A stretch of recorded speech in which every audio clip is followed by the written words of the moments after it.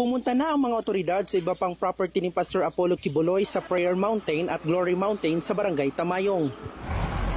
Bago nito, Miyerkules ng hapon nang pasukin ng armadong mga tauhan ng National Bureau of Investigation ang Big Dome na isa sa mga compound ng Kingdom of Jesus Christ dito sa Davao City.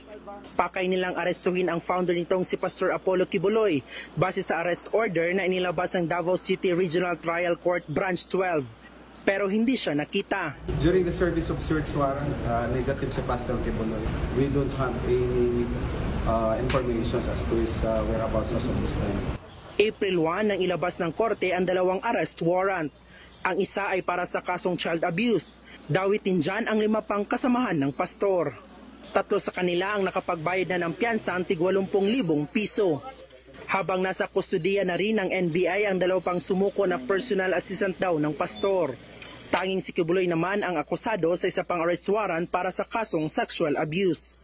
March 14 pa dapat ito ipatutupad pero hindi muna inilabas dahil sa umano'y motion for reconsideration na ihahain daw ng mga akusado sa Department of Justice.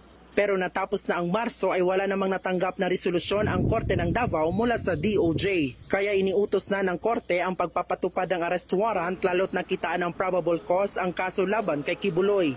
Bailable ang mga kaso ni Quiboloy.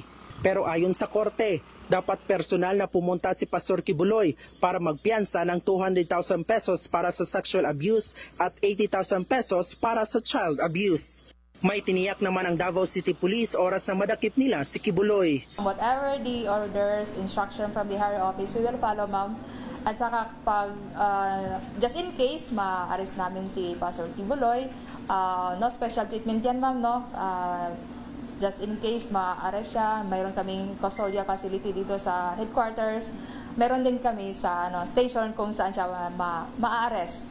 Naka-standby rin ang Davao City Police sakaling kailangang alalayan ang Senate Sergeant at Arms sa pagsisilbi ng hiwalay na arrest order ng Senado para kay Quiboloy. Para sa 1PH, Bril Montalvo, News 5.